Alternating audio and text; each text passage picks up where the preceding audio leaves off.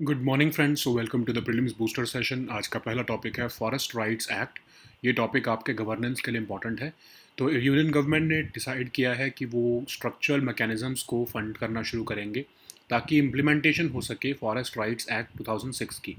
तो ऐसा पहली बार हो रहा है 2006 के बाद, जब यूनियन गवर्नमेंट ने डायरेक्ट स्ट्रक्चरल सपोर्ट देना जो है वो प्लान किया है ताकि जो है ये फॉरेस्ट राइट्स एक्ट सही से इम्प्लीमेंट हो सके। तो इस प्रोग्राम का नाम है धरती अब्बा जनजातीय ग्राम उत्कर्ष अभियान, जो कि मिनिस्ट्री ऑफ ट्राइबल अफेयर्स का प्रोग्राम है, जिसके अंदर 300 डिस्ट्रिक्ट और स्टेट लेवल एफआरए सेल्स बनाए जा रहे हैं अक्रॉस कंट्री। तो इसके अंदर जो है शेड्यूल्ड ट्राइब्स और बाकी की जो फॉरेस्ट ड्वेलर्स कम्युनिटी हैं, उनको लीगल राइट्स अपने जो है फॉरेस्ट लैंड और रिसोर्सेज पर को एक्सरसाइज करने के लिए असिस्ट किया जाएगा। अब याद रखो कि जो ये फॉरेस्ट राइट्स एक्ट है ये इनैक्ट किया गया था ताकि हिस्टोरिकल इनजस्टिस जो ट्राइबल कम्युनिटीज़ या फॉरेस्ट ड्वेलर्स फेस कर रहे हैं उन्हें करेक्ट किया जा सके। अब इसमें डिसेंट्रलाइज किया गया रिकॉग्निशन ऑफ राइट्स को ग्राम सभास पर, और जो फिर ग्राम सभास हैं वो फॉरेस्ट राइट्स कमेटीज़ बनाती हैं।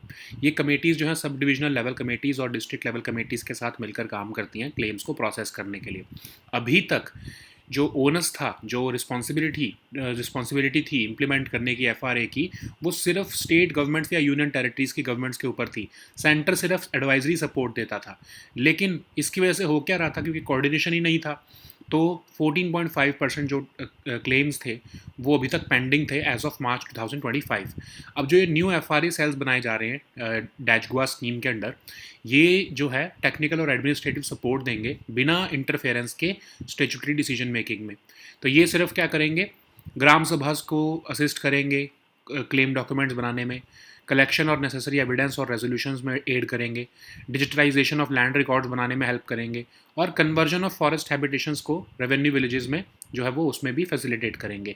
तो ये 324 जो डिस्ट्रिक्ट लेवल एफआरए सेल्स बनाए गए हैं, ये 18 स्टेट्स और यूनियन टेरिटरीज में अप्रूव कर दिए गए हैं। ठीक है, सेंटर जो है उनको फंड्स करेगा इन सेल्स को बनाने में ग्रांट इन एड जनरल राउट के थ्रू, और मध्य प्रदेश, छत्तीसगढ़ और तेलंगाना जैसी जो स्टेट्स हैं वहाँ पर सबसे ज़्यादा ये एफआरए सेल्स अप्रूव किए गए हैं।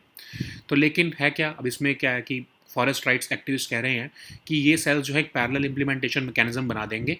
ओरिजिनल लॉ तो कह रहा था कि सिर्फ ग्राम सभाज और स्टैट्यूटरी कमेटीज़ के पास ये राइट्स हैं जो फॉरेस्ट राइट्स एक्ट को इम्प्लीमेंट करने के।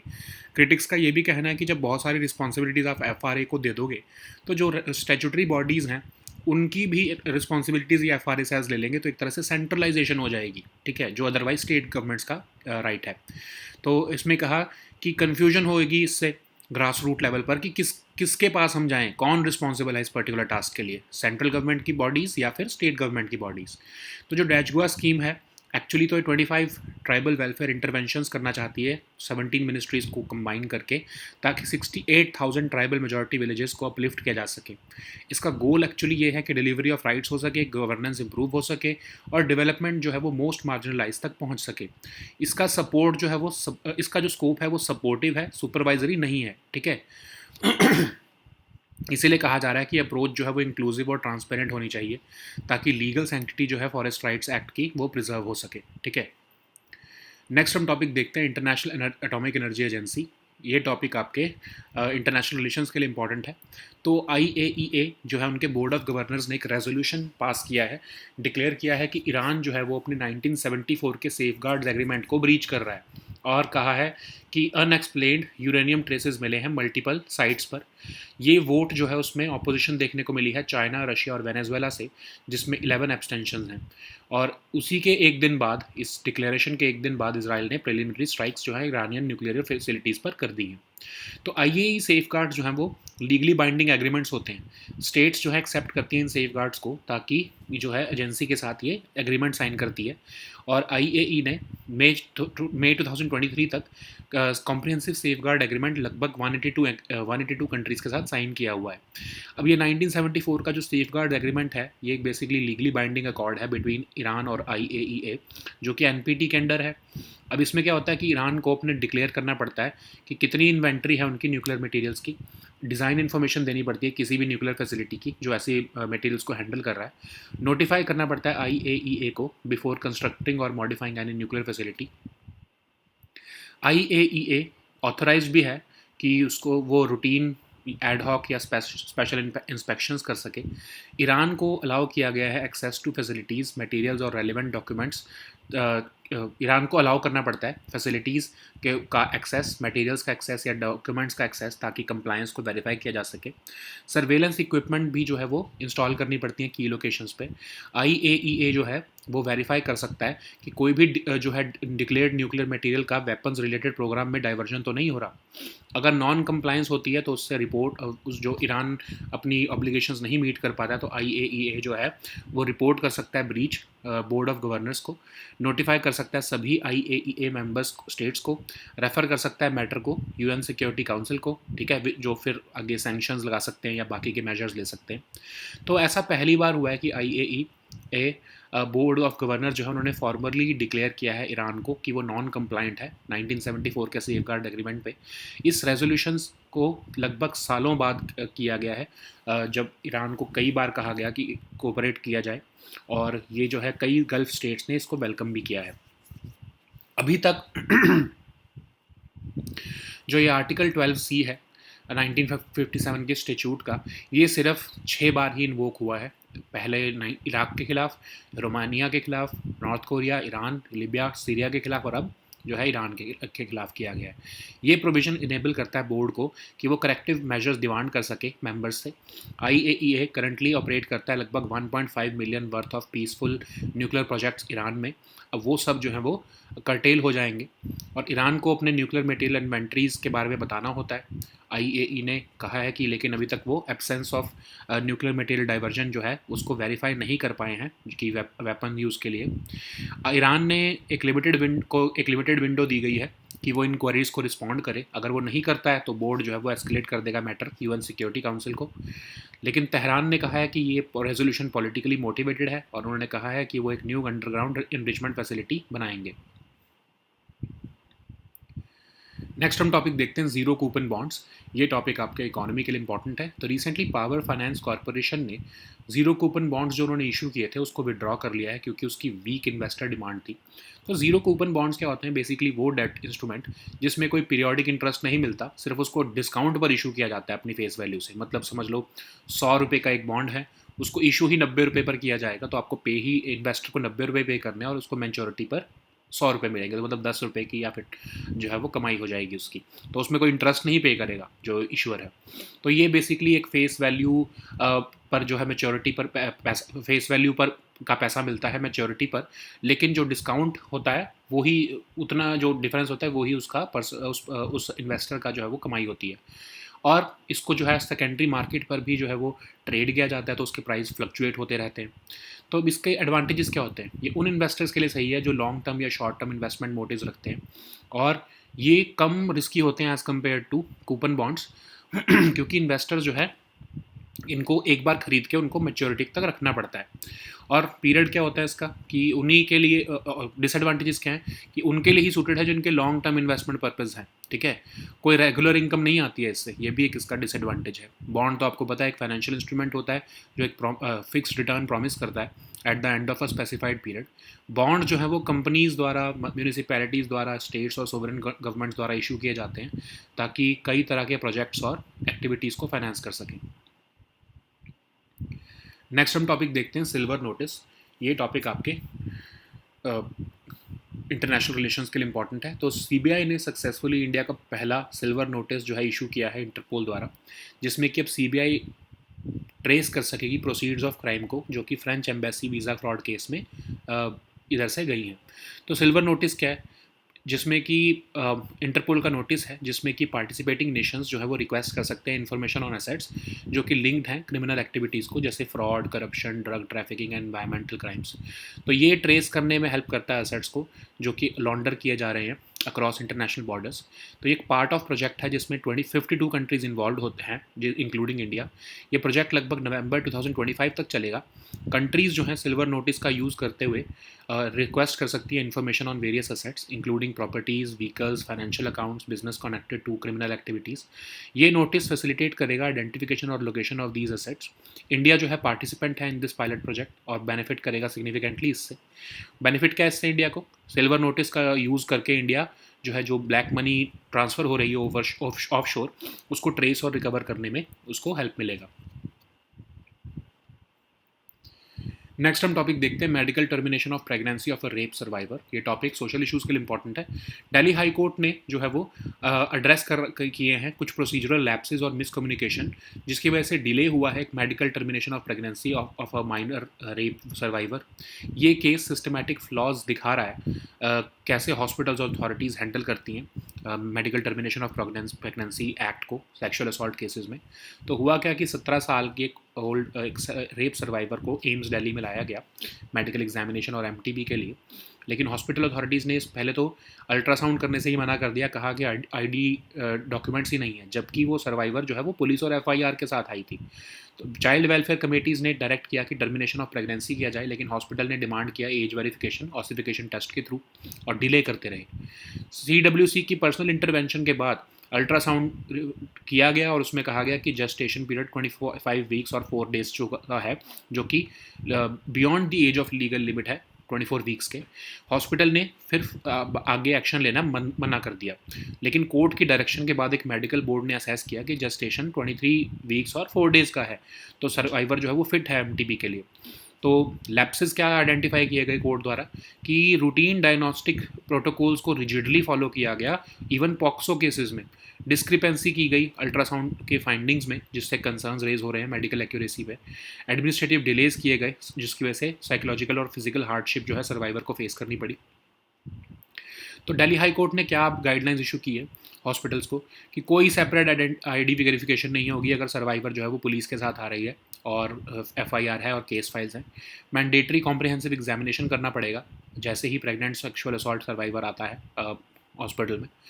और अगर जस्टेशन 24 हफ्ते से ऊपर का भी 24 हफ्ते से ऊपर का भी लग रहा है, तो हॉस्पिटल्स को उसी टाइम बिना किसी कोर्ट ऑर्डर के मेडिकल बोर्ड कॉन्स्टिट्यूट करना पड़ेगा। SOPs, MTP एक्ट और पॉक्सो गाइडलाइंस जो हैं वो एक्सेसिबल होनी चाहिए इमरजेंसी और गायनोकोलॉजी डिपार्टमेंट्स में। डॉक्टर्स भी सेंसिटाइज होने चाहिए इससे रिलेटेड, और मेडिकल स्टाफ को जो है क्वार्टरली ट्रेनिंग दो, नोडल ऑफिसर्स बनाओ हर गवर्नमेंट हॉस्पिटल में, ताकि वो कोऑर्डिनेट कर सकें child welfare committees, investigating officers और कोर्ट्स के साथ। MTP कंसेंट जो है सर्वाइवर से उसी लैंग्वेज में लिया जाना चाहिए जो वो अंडरस्टैंड करता है, ठीक है। तो दिल्ली हाई कोर्ट के प्रोएक्टिव जुडिशियल इंटरवेंशन से जो एक सेंसिटिव, एफिशिएंट और लीगली साउंड प्रोसीजर जो है वो बनाने में हेल्प होगा MTP सेक्सुअल असॉल्ट सर्वाइवर्स के लिए। नेक्स्ट हम टॉपिक देखते हैं इंटरनेशनल सिविल एविएशन ऑर्गेनाइजेशन। ये टॉपिक इंटरनेशनल रिलेशंस के लिए इंपॉर्टेंट है। तो इंडिया जो है वो ग्लोबल एवरेज से काफ़ी ऊपर रेट किया गया है in terms of operations and airworthiness by International civil Aviation Organization, जब DGCA का लास्ट ऑडिट हुआ था नवंबर 2022 में। तो ICAO है क्या, एक इंटर गवर्नमेंटल स्पेशलाइज्ड एजेंसी जो कि यूनाइटेड नेशंस से एसोसिएटेड है। इसको एस्टैब्लिश किया गया 1947 में by convention on international civil aviation, जिसको शिकागो कन्वेंशन भी कहते हैं। ये सेफ और efficient international air transport for peaceful purposes के लिए डेडिकेटेड है। स्टैंडर्ड्स और रेगुलेशन सेट करता है ये, जो कि नेसेसरी हैं फॉर एविएशन सेफ्टी। तो ये क्लियरिंग हाउस का भी काम करता है फॉर कोऑपरेशन और discussion on civil aviation issues. ये प्रमोट करता है रीजनल और इंटरनेशनल एग्रीमेंट्स को भी। इसका हेडक्वार्टर्स मॉन्ट्रियल में लोकेटेड है, कनाडा में, ठीक है। नेक्स्ट हम टॉपिक देखते हैं प्रधानमंत्री उज्ज्वला योजना। ये टॉपिक गवर्नेंस के लिए इंपॉर्टेंट है। तो कंजम्पशन ऑफ पेट्रोलियम प्रोडक्ट्स, खासकर डीजल और कुकिंग गैस जो है वो बढ़ चुका है अंडमान और निकोबार आइलैंड्स में पिछले कुछ सालों में, जब से प्रधानमंत्री उज्ज्वला योजना इम्प्लीमेंट की जा रही है। ये स्कीम एक फ्लैगशिप स्कीम है मिनिस्ट्री ऑफ पेट्रोलियम की, मई 2016 से लॉन्च्ड है, और ये क्लीन कुकिंग फ्यूल जैसे LPG को अवेलेबल कराना चाहती है रूरल और डिप्राइव्ड हाउस होल्ड्स में, जो otherwise traditional cooking fuels use कर रहे थे, ठीक है। तो 1600 रुपये 14.2 किलो के सिलेंडर के लिए, 1150 रुपये 5 किलो के सिलेंडर के लिए दिए जाते हैं। जितने भी प्रधानमंत्री उज्ज्वला योजना के बेनिफिशरीज़ हैं उनको पहला LPG रीफिल जो है वो फ्री दिया जाता है, और स्टोव दिया जाता है, ठीक है। डिपॉजिट फ्री कनेक्शन दिया जाता है। प्रायोरिटी उन स्टेट्स को दी जा रही है जहाँ पर LPG कवरेज बहुत कम है, एवरेज से कम है, नेशनल एवरेज से। अब इसमें एलिजिबिलिटी क्या है, एडल्ट वुमेन होनी चाहिए पुअर हाउस होल्ड की, और कोई एलपीजी कनेक्शन उनके हाउस होल्ड में नहीं होना चाहिए। और ये सोशो इकोनॉमिक कास्ट सेंसस जो हुआ था 2011, उनकी लिस्ट के बेसिस पर बेनिफिशरीज को आइडेंटिफाई किया गया है, जो SC ST हाउस होल्ड्स को बिलोंग करते हैं और बेनिफिशरी हैं प्रधानमंत्री आवास योजना के, अंत्योदय योजना के, फॉरेस्ट डवेलर्स हैं, मोस्ट बैकवर्ड क्लासेस हैं, इन सब को भी जो है ये भी एलिजिबल है। लेकिन याद रखो, मेल मेंबर जो हैं हाउस होल्ड के वो अप्लाई नहीं कर सकते हैं स्कीम के लिए। नेक्स्ट हम टॉपिक देखते हैं प्रसाद स्कीम। ये टॉपिक भी आपके गवर्नेंस के लिए इंपॉर्टेंट है। तो कर्नाटका गवर्नमेंट और सेंटर ने फाइनली प्रोग्रेस किया है चामुंडी हिल्स को डेवलप करने के लिए अंडर प्रसाद स्कीम। प्रसाद स्कीम 2014-15 के बीच में मिनिस्ट्री ऑफ टूरिज्म ने लॉन्च की थी, एक सेंट्रल सेक्टर स्कीम जो इंटीग्रेटेड डेवलपमेंट चाहती है आइडेंटिफाइड पिलग्रिमेज डेस्टिनेशंस का। इसमें टूरिज्म इंफ्रास्ट्रक्चर डेवलप किया जाता है पिलग्रिमेज और हेरिटेज साइट्स पर। मिनिस्ट्री जो है जिसमें फाइनेंशियल असिस्टेंस देती है स्टेट गवर्नमेंट्स और यूनियन टेरिटरी एडमिनिस्ट्रेशंस को। इसके अंदर वॉलंटरी कॉन्ट्रीब्यूशंस भी अलाउड होती है, जैसे एक CSR इनिशिएटिव्स या पब्लिक प्राइवेट पार्टनरशिप्स, और बेसिकली इंफ्रास्ट्रक्चर अच्छा बनाया जाता है आपकी पिलग्रिमेज डेस्टिनेशंस का। नेक्स्ट हम टॉपिक देखते हैं सर्वेंट्स ऑफ इंडियन सोसाइटी। ये टॉपिक आपके आर्ट एंड कल्चर के लिए इंपॉर्टेंट है। तो टेंशन्स एमर्ज हुई हैं Pune based Gokhale institute of politics and economics और सर्वेंट्स ऑफ इंडिया सोसाइटी के बीच में, जो कि ऑफ कोर्स रिगार्डिंग की बैंक अकाउंट है। तो सर्वेंट्स ऑफ इंडिया सोसाइटी जो है वो गोपाल कृष्ण गोखले ने 1905 में बनाई थी। गोखले के अकॉर्डिंग सोसाइटी का ऑब्जेक्टिव था कि इंडिविजुअल्स को ट्रेन किया जाए ताकि वो अपनी जो है लाइफ को कंट्री के कॉज के लिए डेडिकेट करें। एक रिलीजियस स्पिरिट में पॉलिटिकल एजुकेशन दी जाए, एजुकेशन में उनको हेल्प किया जाए और नेशनल इंटरेस्ट को प्रमोट किया जाए। तो इनको बेसिकली हम young missionaries of Indian nationalism भी कहते हैं। मेंबर्स जो हैं 5 ईयर्स ट्रेनिंग के थ्रू जाते हैं और वो बहुत ही कम सैलरी पर सर्व करने के लिए एग्री करते हैं। 1915 में गोखले जो है वो प्रेसिडेंट बने इसके आफ्टर श्रीनिवास शास्त्री, और ये ऑर्गेनाइजेशन का हेडक्वार्टर पुणे में है ऑफ कोर्स।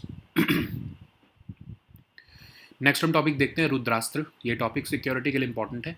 तो इंडिया का जो latest home grown battlefield tech marvel है रुद्रास्त्र, उसको सक्सेसफुली टेस्ट किया गया है इंडियन आर्मी द्वारा। ये एक hybrid vertical take off landing drone है, Solar Aerospace and Defence Limited ने बनाया है। ये सिर्फ एक हेलीकॉप्टर की तरह टेक ऑफ नहीं करता, बल्कि एयरक्राफ्ट की तरह क्रूज भी कर लेता है। स्मार्ट वॉरहेड्स हैं इसमें, लगभग 50 किलोमीटर तक के टारगेट को यह हिट कर सकता है। लेकिन पोखरन रेंज में जो टेस्ट किए गए इसमें लगभग 170 किलोमीटर तक की इसकी रेंज जो है वो डिमॉन्स्ट्रेट हुई, और ये लगभग 90 मिनट्स तक एयर में रह सका। और ये डीप स्ट्राइक्स के लिए इंपॉर्टेंट है, और ये क्वाइटली जाता है और ये स्ट्राइक करके वापस भी आ जाता है बिना किसी लाइफ को रिस्क किए। ठीक है, so now let us see all these topics in English. So the first topic is Forest Rights Act. This topic is important for your governance section. Union government has started funding structural mechanisms to facilitate the implementation of Forest Rights Act of 2006. So for the first time, the Union government has initiated direct structural support under the Forest Rights Act, and this is being done under Dharti Abba Janjatiya Gram Utkarsh Abhiyan of Ministry of Tribal Affairs, which has approved the establishment of over 300 districts and state level FRA cells. So in this strategic push, the scheduled tribes and other traditional forest dwellers are being helped to exercise their legal rights over forest land and resources. So this Forest Rights Act was enacted to correct historical injustices faced by tribal communities and forest dwellers. So it has decentralized the recognition of rights to the Gram Sabhas, which in turn sets up the forest rights committees. So these committees work with subdivisional level committees and district level committees to process claims. Until now, the onus of implementing FRA was entirely on state governments and union territories, with the center offering only advisory support. So however, it led to limited coordination, delayed committee meetings, and lack of field level assistance, which led to about 14.5% of total claims still pending. Okay. So these new FRA cells sanctioned under the Dashgua scheme was launched in 2024, which aimed to provide technical and administrative support without intervening in statutory decision making. So these cells are tasked with assisting claimants and Gram Sabhas in preparing claim documents, aiding in collection and collection of necessary evidence and resolutions, helping in digitization of land records and tracking claim status, facilitating the conversion of forest habitations into revenue villages. As of now, 324 district level FRA cells have been approved across 18 states and union territories, along with state level FRA cells in 17 regions. The center also funds these cells through the grants and aid general route. So states like Madhya Pradesh, Chhattisgarh and Telangana will lead the count in terms of sanctioned FRA cells. But The forest rights activists are claiming that these cells will create parallel implementation mechanism. The original law clearly delineates rules for Gram Sabhas and statutory committees. Critics argue that many responsibilities assigned to the FRA cells already fall under the remit of statutory bodies. The risk, which they note, is that there will be creation of confusion at the grassroots levels over who is responsible for which task. Dajgua scheme integrates 25 tribal welfare interventions across 17 ministries to uplift over 68,000 tribal majority villages. The overarching goal is to expedite delivery of rights, improve governance, and ensure that development reaches the most marginalized. Their scope is supportive, not supervisory, ensuring that statutory powers remain unaffected. However, the approach must be inclusive and transparent, ensuring that legal sanctity of the Forest Rights Act is preserved. Okay. So the next topic is International Atomic Energy Agency. This topic is important for your international relations. So IAEA Board of Governors have passed a resolution declaring Iran in breach of its 1974 Safeguards Agreement, citing concerns over unexplained uranium traces at multiple sites. The vote also saw opposition from China, Russia, and Venezuela, with 11 abstentions. So after that, just after a day later, Israel launched the preliminary strikes on Iranian nuclear facilities. IAEA safeguards are embedded in legally binding agreements. In line with IAEA's statute, states accept these safeguards through the conclusion of such agreements with the agency. As of May 2023, IAEA has concluded comprehensive safeguard agreements with 182 countries. So this 1974 agreement is basically a legally binding accord between Iran and the agency with respect to NPT. And under this agreement, Iran is required to declare and maintain a detailed inventory of all nuclear materials, provide design information of any nuclear facility handling such materials, notify the agency before constructing or modifying any nuclear facility. The agency is also authorized to conduct routine ad hoc special inspections. Iran must allow the agency to access the facilities, materials, and relevant documents. Surveillance equipment like cameras and seals must be installed at key locations. The agency must be able to verify that there is no diversion of declared nuclear material to weapons related programs. If Iran fails to meet its obligation, the agency can report the breach to its board of governors, notify all agency member states, and refer the matter to the Security Council. So for the first time, the agency board of governors formally declare Iran non-compliant with its 1974 safeguards agreement. The resolution follows years of urging Iran to cooperate and was welcomed by several Gulf states. So the agency has invoked the Article 12C powers. Thus far, Article has been invoked only 6 times: Iraq, Romania, North Korea, Iran, Libya, and Syria. This provision also enables the board to demand corrective measures. The agency currently operates around $1.5 million worth of peaceful nuclear projects in Iran, including in medicine and water desalination. Under the 1974 agreement, the State of Iran must provide nuclear material inventories, notify about new facilities, and allow inspections. Agency, however, has stated that it is unable to verify the absence of nuclear material diversion for weapon use, which is a key safeguard failure. The State of Iran has been given a limited window to respond to these agency queries. If it fails to comply, the board will escalate the matter to the Security Council. But Tehran has condemned this resolution as politically motivated, and it has announced the plans to build a new underground enrichment facility also. The next topic is zero coupon bonds. This topic is important for your economy section. So recently the Power Finance Corporation withdrew zero coupon bond issuance due to weak investor demand. So these zero coupon bonds are basically debt instruments which that does not pay periodic interest, but it is issued at a discount rate to its face value. These are also known as discount bonds. They offer payment at face value at maturity. So zero coupon bonds tend to fluctuate in price on the secondary market much more than coupon bonds. So these bonds suit investors with long-term and short-term investment motives. They are considered less risky than coupon bonds as the investors have to buy and leave them until maturity. So what are the disadvantages here? It is only suited for long-term investment purposes. There is no regular income. An investor does not get a fixed steady income from such bonds. What is a bond? We all know that it is a financial instrument which promises a fixed return at the end of a specified period. And bonds are used by companies, municipalities, states, and sovereign governments to raise money to finance a variety of projects and activities. So the next topic is silver notice. This topic is important for your international relations.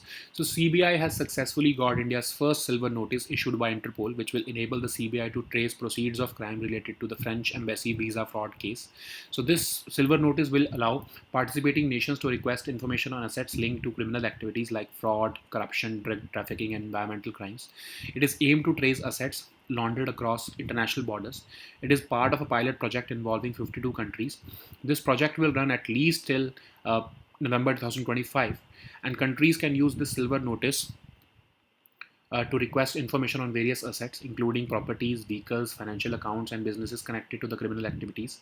The notice also facilitates the identification and location of these assets. India is a participant in this pilot project and stands to benefit significantly because it would be able to trace and recover the assets which are otherwise or transferred offshore in terms of black money. So the next topic is medical termination of pregnancy of a rape survivor. This topic is important for your social issues. So Delhi High Court has stepped in to address procedural lapses and miscommunication which led to delays in the MTP for a minor rape survivor. The case has exposed systematic flaws in how hospitals and authorities deal with such cases.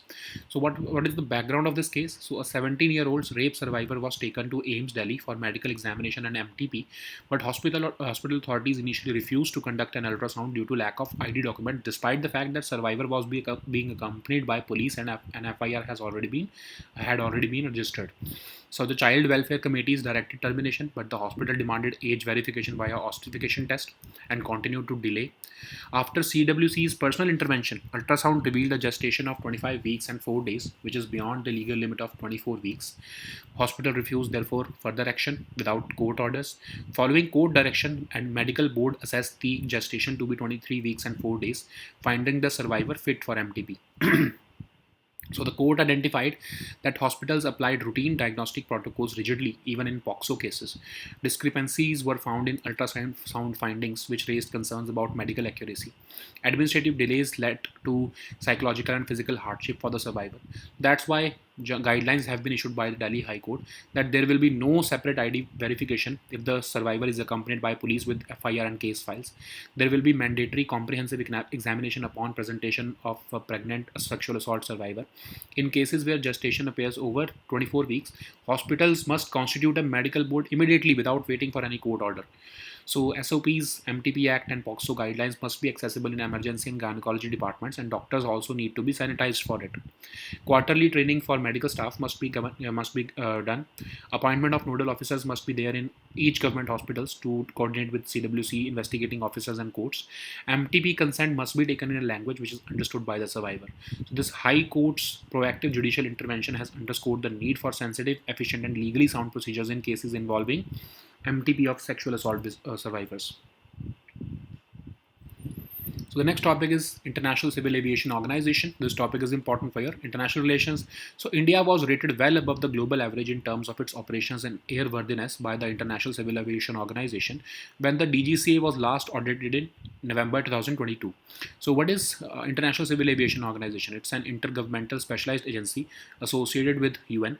It was established in 1947 by the Convention on International Civil Aviation, known as the Chicago Convention. It is dedicated to developing safe and efficient international air transport for peaceful purposes. It sets the standards and regulations necessary for aviation safety. It also serves as a clearinghouse for cooperation and discussion on civil aviation issues. It also promotes regional and international agreements aimed to liberalize aviation markets. Its headquarters is located in Montreal, that is in Canada. The next topic is Pradhan Mantri Ujjwala Yojana. This topic is important for your governance section. Consumption of petroleum products, especially diesel and cooking gas in Andaman and Nicobar Islands, has jumped in recent years, aided by Pradhan Mantri Ujjwala Yojana, which is a flagship scheme of Ministry of Petroleum and Natural Gas, launched in 2016. It aims to make cooking fuel like LPG available to the rural and deprived households. 1600 rupees is given for a 14.2 kg cylinder and 1150 for a 5 kg cylinder.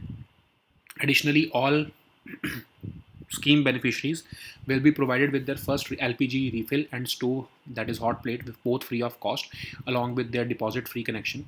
Priority would be given to those states which have lower LPG coverage. compared to the national average.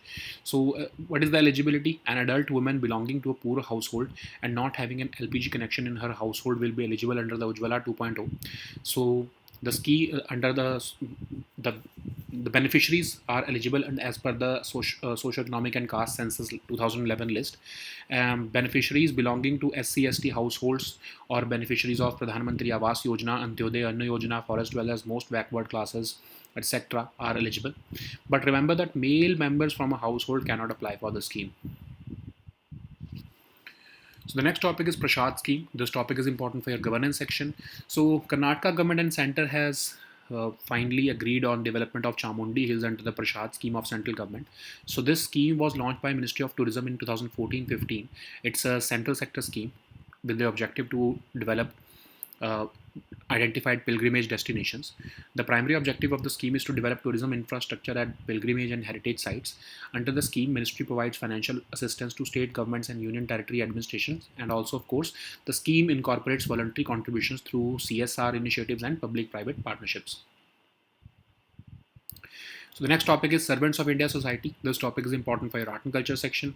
So tensions have erupted between Pune-based Gokhale Institute of Politics and Economics and a parent company, a parent institution, Servants of India Society, regarding a bank account. So, Servants of India Society was founded by Gopal Krishna Gokhale in 1905. According to Gokhale, the society's objectives were to train individuals who were willing to devote their lives to the country's cause in a religious spirit, for political education and agitation, and to promote national interest. The members of this society were considered as young missionaries of Indian nationalism. Members go through a 5-year training period and agree to serve on extremely modest salaries. In 1915, Gokhale was succeeded as president by Srinivas Shastri. The organization has its headquarters in Pune and branches in several other regions. Okay. So the next topic is Rudrastra. This topic is important for your security section. So India's latest homegrown battlefield tech marvel, Rudrastra, was successfully tested by the Indian Army. So Rudrastra is a hybrid vertical takeoff and landing drone developed by Solar Aerospace and Defense Limited. It can not only take off like a helicopter but also cruise like an aircraft. This drone is equipped with smart warheads meant for anti-personnel roles, and it can hit targets more than 50 kilometers away. In tests at Pokhran range, it has demonstrated a full range of 170 kilometers and stayed in the air for nearly 90 minutes. So it is meant for deep strikes, and it can quietly sneak in, strike, and return, all without risking any life. Okay. So these were our topics for today. We'll meet next time with new topics. Until then, goodbye and take care.